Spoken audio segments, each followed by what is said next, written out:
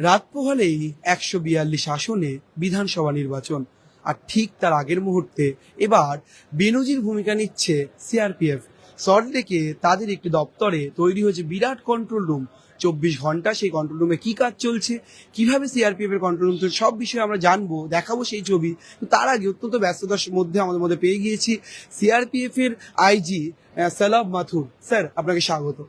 Sir पहले question ये है कि यहाँ पर जो कंट्रोल रूम हुआ है, खोला गया है, कंट्रोल रूम में क्या क्या काम चल रहा है इलेक्शन को लेकर?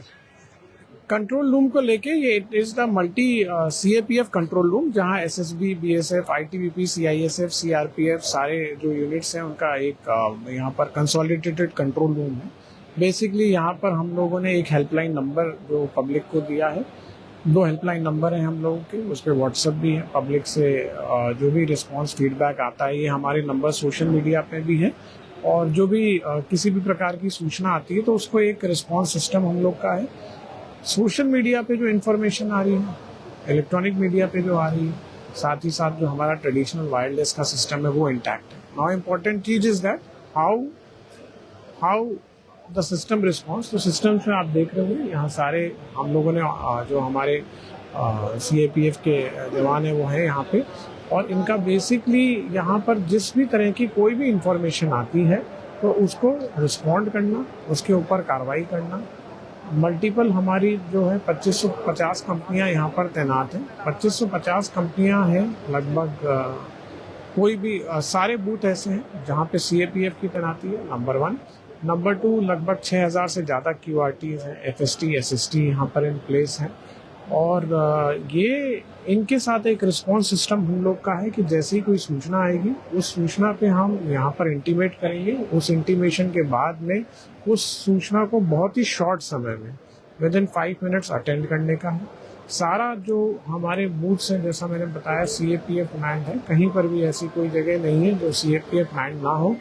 और सारी चीज़ें जो है यहाँ पर जो हमारे कर्मचारी हैं वो उसको सुपरवाइज कर रहे हैं। कोई भी इंफॉर्मेशन आती है तो उसके ऊपर रिस्पॉन्ड करना, और जहाँ पर कंसोलिडेशन की आवश्यकता है, यदि आवश्यकता है कि वहाँ पर और फोर्स भेजनी है, यदि और वहाँ पे सैचुरेशन करना है, तो ये पूरा प्रोसेस है। इसके अलावा हम लोगों ने एक सेफ ऐप बनाया है यहाँ पे। इस ऐप के अंदर बेसिकली हम लोग के यहाँ पर एक सिस्टम है जिसपे कि जितने हमारे सेक्शंस हैं, कंपनी कमांडर्स हैं, उनके नंबर्स हैं, वो अगर किसी अलर्ट में हमको भेजना चाहते हैं तो यहाँ पर वो अलर्ट जनरेट होता है और उसकी लोकेशन हमको मिलती है, और फिर हम लोग इंश्योर करते हैं कि उस लोकेशन को देखते हुए हम लोग वहाँ पर रिस्पॉन्ड करें। तो जैसा मैंने बताया, सारे बूथ सीएपीएफ मैंड है, इतनी क्यूआरटीज की संख्या है। आपने हमारे मार्क्समैन जो 72 गाड़ियाँ वो भी देखी, हमारा स्ट्राइकिंग रिजर्व भी है, क्यूआरटी 6000 से ज़्यादा है, एफएसटी, एसएसटीज है।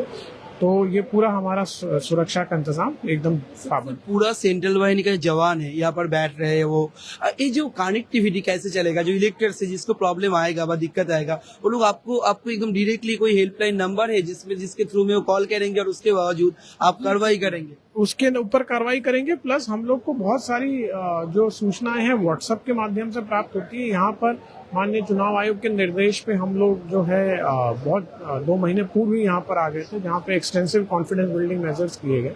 उसके माध्यम से भी हमें जो पब्लिक है उससे सूचना मिलती है, और भी सोर्सेज से सूचना मिलती है, इंटेलिजेंस जो हमारा है उससे सूचना मिलती है, सोशल मीडिया से सूचना मिलती है। जैसे ही कोई सूचना आती है किसी भी प्रकार की कोई कंप्लेन का, तो हमारा सिस्टम उस पर एक्टिवेट हो जाता है। नॉर्मल मॉनिटरिंग तो है ही, और रिस्पॉन्स किसी भी सूचना को लेके इस प्रकार करें। Thank you sir.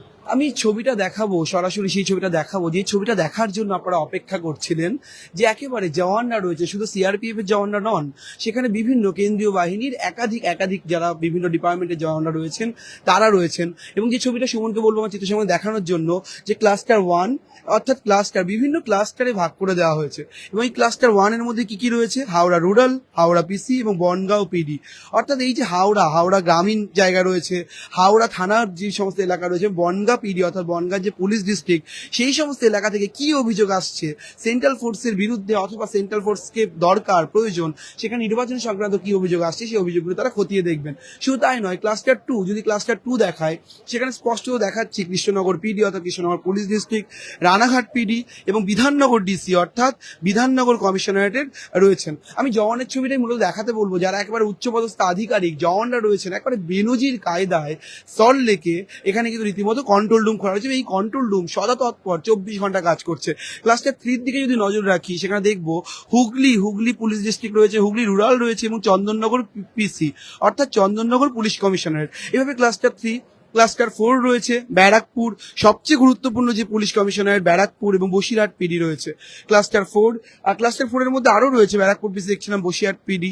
ক্লাস্টার 5 অর্থাৎ কলকাতা এবং বারুইপুর ক্লাস্টার 5 রয়েছে। ক্লাস্টার 6 রয়েছে, ক্লাস্টার 6 এর মধ্যে রয়েছে diamond Harbour PD, Sundarban PD, Barasat PD রয়েছে এবং ক্লাস্টার 7। অর্থাৎ সুমনকে যদি পুরো ছবিটা একবার দেখাতে পারি, এখানে ঘুরিয়ে যদি প্যান করে দেখানো সম্ভব হয়, যে ক্লাস্টার 1 থেকে শুরু করে ক্লাস্টার 7 পর্যন্ত, অর্থাৎ মূলত 7টি ধাপে ভাগ করা রয়েছে।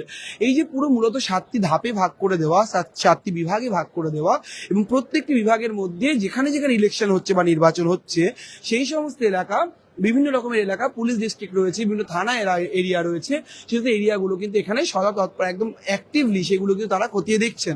এবং যে ছবিটা দেখা একেবারে ফোন রয়েছে, একেবারে ওয়াকি টকি থেকে শুরু করে ফোন এবং কানে হেডফোন রয়েছে, কথা বলার ব্যবস্থা রয়েছে, কল সেন্টারের ধাঁচে, আউটসোর্সিং এর ধাঁচে কিন্তু একেবারে জওয়ানরা ইউনিফর্ম জওয়ানরা, কেউ সিআরপিএফ জওয়ান রয়েছেন, কেউ রয়েছেন আইটিবিপির জওয়ান রয়েছেন, একাধিক ক্ষেত্রের জওয়ানরা দেখতে পাচ্ছি তারা কিন্তু রীতিমতো এখানে তৎপরতার সঙ্গেই কন্ট্রোল রুম চালাচ্ছেন। আমি আইজির সাথে কথা বলছিলাম, আইজি সের বিষয়টি জানাচ্ছিলেন। শুধু এই ক্লাস্টার করে ভাগ করে দেওয়া নয়, আমি যদি দেখাই, এই ছবিটা দেখাই, আমার বাঁদিকের ছবিটা যদি সুমনকে দেখাতে বলি, এখানে তো স্পষ্ট দেখতে পাচ্ছি একেবারে কম্পিউটার নিয়ে অত্যাধুনিক প্রযুক্তি, একেবারে মডার্ন টেকনোলজি ব্যবহার করে কিন্তু কার্যত এখানে কাজ চলছে। এবং দেখতে পাচ্ছি সেই জায়গাটা সিআরপিএফ জওয়ানরা বসে রয়েছেন, তারা কাজ করছেন, প্রত্যেকে কম্পিউটার ডেটা এন্ট্রি এবং কি কি অভিযোগ আসে সেই অভিযোগের পরিপ্রেক্ষিতে কি ব্যবস্থা নেওয়া, সাধারণ ভোটাররা কোনো অভিযোগ করছেন কিনা, কোথায় আরো বেশি কেন্দ্রীয় বাহিনী প্রয়োজন, নিরাপত্তার ক্ষেত্রে কোনো রকম কোনো ব্যাঘাত বা লুফল থাকছে কিনা বা কোনো ঘাটতি থাকছে কিনা, এখানে বেনজির ব্যবস্থা সল্টলেকের এই 24 ঘন্টার কন্ট্রোল রুমে। যে কন্ট্রোল রুম কিন্তু ইতিমধ্যেই চালু হয়েছে এবং আগামীকাল নির্বাচনের সময় এই কন্ট্রোল রুম কার্যত কাজ করছে অন্যরকম ভাবে। এবং যদি আমরা দূর থেকে দেখি, সর্বত্র যেন মনে হচ্ছে, এই ছবিটা যদি একবার দেখায়, ডান দিকের ছবিটা যদি একবার দেখাই আমরা, সেখানে দেখবো যে প্রত্যেকে জওয়ান তারা কিন্তু এখানে বসে রয়েছেন, কাজ করছেন এবং তারা মূলত বিভিন্ন সময় নিরন্তর খতিয়ে দেখছেন প্রত্যেক সেকেন্ডে ঠিক কি পরিমাণে অভিযোগ আসছে, কি অভিযোগ আসছে না, তারা ঠিক কি চাইছেন না, পুরো বিষয়টি কিন্তু এখানে একেবারে অত্যন্ত তৎপরতার সঙ্গে খতিয়ে দেখা হচ্ছে। এবং আমি ছবিতে থাকতে বলবো সুমনকে, ছবি দেখাতে বলবো তারা কিভাবে কাজ করছেন, দেখাবো সেই ছবিটা একেবারে ক্লোজ, যদি একেবারে সম্ভব হয় দেখানোর, যে ক্লোজ ছবিটা তারা কিভাবে কাজ করছেন প্রত্যেক মুহূর্তে। এবং যে ইনফরমেশনগুলি দেবো, সেই ইনফরমেশনগুলির কথা বলবো, সেই ইনফরমেশনের মধ্যে অত্যন্ত যে 2321 কোম্পানি কেন্দ্রীয় বাহিনী কিন্তু এবার দ্বিতীয় দফার নির্বাচনে মূলত মোতায়েন করা হচ্ছে এবং মোতায়েন ইতিমধ্যে হয়ে গিয়েছে। তাহলে যদি আমরা একটু নজর রাখি, যে 38,000-এর বেশি রাজ্য পুলিশের যারা রয়েছেন তাদেরও কিন্তু এই নির্বাচনের এই দফাতে কিন্তু কাজে লাগানো হবে। এবং আমি ছবিতে থাকতে বলি, ছবির সঙ্গে সঙ্গে আপনাদের ইনফরমেশনগুলো জানিয়ে রাখি যে কি ইনফরমেশন রয়েছে। সেখানে দাঁড়িয়ে কিন্তু যে ক্লাস্টার 7টা ক্লাস্টার এখানে ভাগ হয়েছে, সেরকমই কলকাতায় 273 কোম্পানি কেন্দ্রীয় বাহিনী, বারাকপুরে 160 কোম্পানি কেন্দ্রীয় বাহিনী, ডায়মন্ড হারবারে আপাতত 134 কোম্পানি, বারাসাত পুলিশ ডিস্ট্রিক্টে 112 কোম্পানি, বারুইপুরে 161, হাওড়া গ্রামীণে 147 কোম্পানি, পূর্ব বর্ধমানে 260 কোম্পানি, কৃষ্ণনগরে 158 কোম্পানি এবং বনগাঁয় 62 কোম্পানি এবং বিধাননগরে 55 কোম্পানি কেন্দ্রীয় বাহিনী থাকছে। এবং আরেকটি বিষয় যেটা কমিশনের তরফে সিআরপিএফ এর আইজি তিনি নিজে কিছু হেল্পলাইন নম্বরের কথা বলেছেন। সেই হেল্পলাইন নম্বরগুলো যদি আপনারা একটু নোট করেন, যে কেন্দ্রীয় বাহিনীর সঙ্গে আপনারা কি করে যোগাযোগ করবেন, এই সমস্ত ক্যাম্পে আপনারা কি করে যোগাযোগ করবেন এবং আপনাদের সুবিধা করবে। আমি হেল্পলাইন নম্বরগুলো আপনাদেরকে একবার জানিয়ে রাখি। সেই হেল্পলাইন নম্বরগুলি হলো 8420272101, আর একবার বলছি 8420272101 এবং 8420272343, আবার বলছি 8420272343। আরেকটি নম্বরের ব্যবস্থা করা হয়েছে, যে নম্বরটি হলো 03323671117, 03323671117। অর্থাৎ এই একাধিক হেল্পলাইন নম্বর এবং মূলত কেন্দ্রীয় বাহিনীর যে কন্ট্রোল রুম, সেই কন্ট্রোল রুম কিন্তু বিধানসভা নির্বাচনের ইতিহাসে আর কবে হয়েছে বা কিভাবে হয়েছে সেই বিষয়টি কিন্তু কার্যত চোখে পড়েনি আমাদের। আমি ছবিটা আরেকবার দেখাবো, একাধিক ক্লাস্টারে ভাগ করে দেওয়া হয়েছে এরিয়া, অর্থাৎ ক্লাস্টার 1, 2, 3, 4, 5, 6, অর্থাৎ 7টি ক্লাস্টারে ভাগ করা হয়েছে 7টি জেলা মূলত উত্তর চব্বিশ পরগনা, দক্ষিণ চব্বিশ পরগনা, কলকাতা, হুগলি, হাওড়া একাধিক জেলাতে যে ইলেকশন হচ্ছে অর্থাৎ নির্বাচন হচ্ছে আগামীকাল 29 তারিখ 29 এপ্রিল, সেই নির্বাচনের আগে কার্যত দেখতে পাচ্ছি এখানে তৎপরতার সঙ্গে কিন্তু কথা বলছেন, একাধিক অভিযোগ আসছে তাদের কাছে এবং সেই অভিযোগ খতিয়ে দেখে কার্যত তৎপরতার সঙ্গে যাতে ব্যবস্থা নেওয়া যায় সেই ব্যবস্থা কিন্তু করছেন জওয়ানরা। এবং একেবারে বেনজির পদক্ষেপ বলা যেতে পারে নির্বাচন কমিশনের তরফে, যে কন্ট্রোল রুম, 24 ঘন্টার কন্ট্রোল রুম। এবং আরেকটি জিনিস দেখাবো, অত্যন্ত গুরুত্বপূর্ণ জিনিস, যেখানে তারা বসে এখানে কাজ করছেন। আমার একেবারে এই ছবিটা দেখাবো, ঠিক এই ছবিটার সঙ্গেই দেখাবো সামনের ছবিটাও। পুরো কন্ট্রোল রুমে কিন্তু বিভিন্ন নিউজ চ্যানেল, খবরের চ্যানেল সেগুলো চলছে এবং সেই খবরের চ্যানেলগুলি চলছে এবং সেই খবরের চ্যানেলে কার্যত নিরন্তর চোখ রাখছেন আধিকারিকরা, উচ্চপদস্থ আধিকারিকরা। আইজি সাহেব নিজে বলেন, আইজি মাথুর তিনি জানালেন, বিস্তারিত ব্যাখ্যা দিলেন যে কন্ট্রোল রুমে ঠিক কিভাবে কাজ হচ্ছে। মূলত সিআরপিএফ নয়, একেবারে একাধিক বাহিনীর সঙ্গে সামঞ্জস্য রেখে সেন্ট্রাল বাহিনী অর্থাৎ কেন্দ্রীয় বাহিনী তো বলা হয়, কেন্দ্রীয় বাহিনী কমিশনের তৎপরতায়, কমিশনের নির্দেশে এবং সামঞ্জস্য রেখে, সংযোগ রেখে এই কন্ট্রোল রুম কিন্তু চলছে। যে কন্ট্রোল রুম কার্যত প্রমাণ করছে যে আগামী দ্বিতীয় দফা নির্বাচনের আগে সেন্ট্রাল ফোর্স বা কেন্দ্রীয় বাহিনী কতটা তৎপর। আমি ছবিটা আরেকবার দেখাবো আপনাদের, যে ছবিটার জন্য আপনারা বারবার অপেক্ষা করছেন যে কিভাবে কাজ চলছে কন্ট্রোল রুম। আমরা এক্সক্লুসিভ সেই ছবি আপনাদের সামনে তুলে ধরছি। একেবারে কোনো সংবাদ প্রতিদিন ডিজিটালের এই ফেসবুক পেজে দেখাচ্ছি সেই ছবি।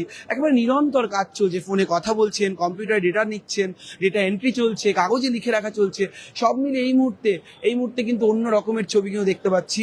ক্লাস্টার 1 থেকে ক্লাস্টার 7 বিভিন্ন ভাগ করে কমপ্লেন নেওয়া হচ্ছে, সেই কমপ্লেনের পরিপ্রেক্ষিতে কিন্তু কাজ করছেন জওয়ানরা। সব মিলে এই মুহূর্তে আইজি সাহেবের কথা অনুযায়ী মূলত কন্ট্রোল রুমের যে ব্যবস্থা, সেই ব্যবস্থা কিন্তু অত্যন্ত অত্যাধুনিক ব্যবস্থা চলছে এবং সেই ব্যবস্থা কিন্তু এখানে দেখতে পাচ্ছি। আমি কি সুমনকে বলবো সেই ছবিটা একেবারে আমার বাঁদিকের ছবিটা দেখানোর জন্য, যেখানে কিন্তু একেবারে জওয়ানরা রয়েছেন, তারা কাজ করছেন, তারা চেয়ারে বসে রয়েছেন, প্রত্যেকের কেউ কম্পিউটারে নজর রেখেছেন, ফোন রয়েছে, মুখে দেখতে পাচ্ছি আমরা তারা ফোনে কথা বলছেন, কানে হেডফোন রয়েছে, মাইক্রোফোনে কথা বলছেন। অর্থাৎ সব মিলেমিশে এই মুহূর্তে কিন্তু অন্য রকমের পরিস্থিতি তৈরি হয়েছে।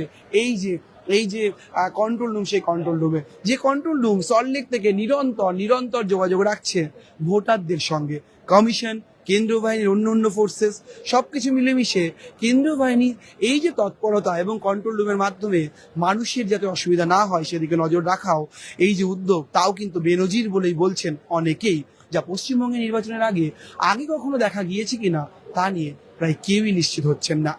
ক্যামেরায় সুমনের সঙ্গে রবীন দাসের রিপোর্ট, সংবাদ প্রতিদিন.in।